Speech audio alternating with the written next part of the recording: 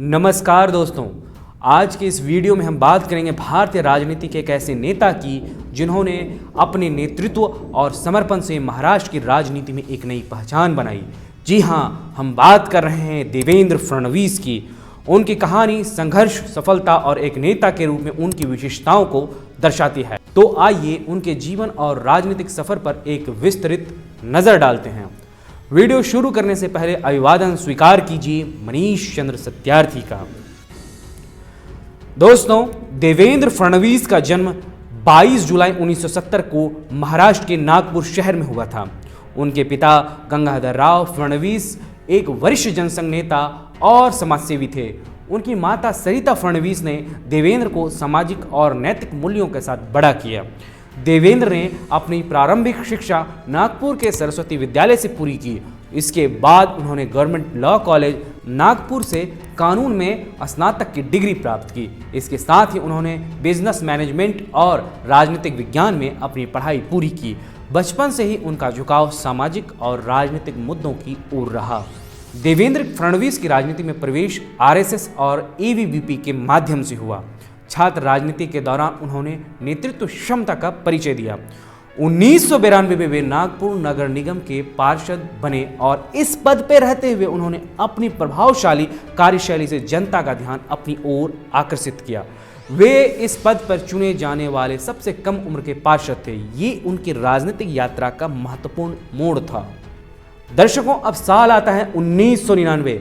देवेंद्र फडणवीस ने पहली बार नागपुर दक्षिण पश्चिम विधानसभा सीट से चुनाव लड़ा और जीत हासिल की। इसके बाद वे लगातार 4 बार इस सीट से सिटिंग विधायक रहे। विधायक के रूप में उन्होंने नागपुर के विकास के लिए कई महत्वपूर्ण कदम उठाए। उन्होंने शहरी विकास, बुनियादी ढांचे और शिक्षा के क्षेत्र में बड़े बदलाव किए। उनके स्पष्ट दृष्टिकोण और मजबूत निर्णय लेने की क्षमता ने उन्हें राज्य की राजनीति में एक मजबूत स्थान दिलाया। अब आता है दर्शकों साल 2014 में बीजेपी ने महाराष्ट्र विधानसभा चुनाव में बड़ी जीत हासिल की। देवेंद्र फडणवीस को महाराष्ट्र का मुख्यमंत्री रातों रात बना दिया गया। वे राज्य के दूसरे सबसे कम उम्र के मुख्यमंत्री बने। मुख्यमंत्री के रूप में उनका कार्यकाल कई मायनों में ऐतिहासिक रहा। उन्होंने राज्य के विकास के लिए कई महत्वाकांक्षी परियोजनाओं की शुरुआत की, जो स्क्रीन पर अब आपको दिख रहा होगा।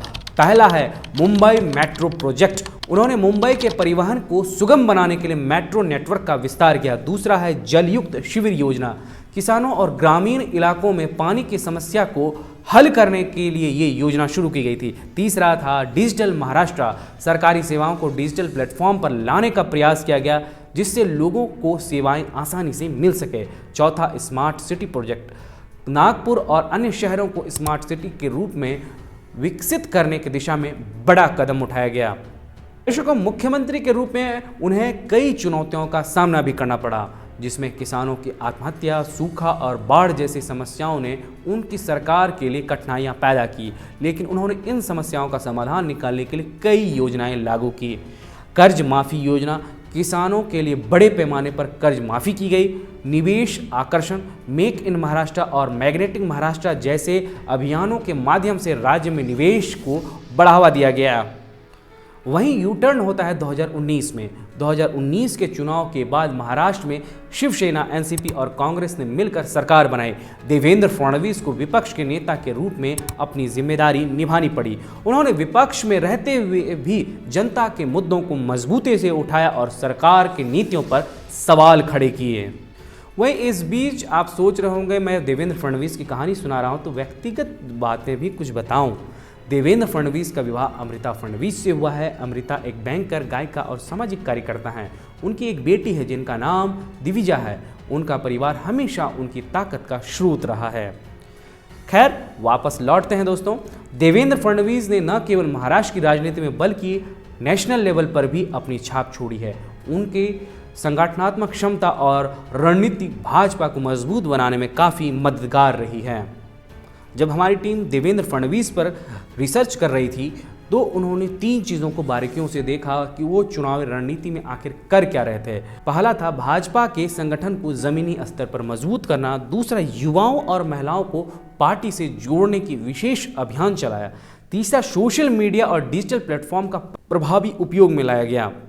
तो दोस्तों, देवेंद्र फडणवीस अब महाराष्ट्र के मुख्यमंत्री बन चुके हैं और महायुति गठबंधन से देवेंद्र फडणवीस अब महाराष्ट्र के मुख्यमंत्री हैं।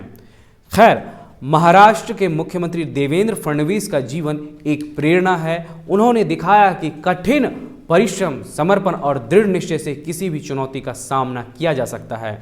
उनकी कहानी हमें सिखाती है एक सच्चे नेता को जनता की भलाई के लिए हमेशा तत्पर रहना चाहिए। दोस्तों, देवेंद्र फडणवीस की ये कहानी आपको कैसी लगी? अगर आपको ये वीडियो पसंद आई हो तो इसे लाइक करें, शेयर करना ना भूलें, चैनल को सब्सक्राइब करें और हाँ, कमेंट में बताएं कि आप किस नेता की कहानी सुनना चाहेंगे। मिलते हैं अगले वीडियो में, तब तक के लिए धन्यवाद।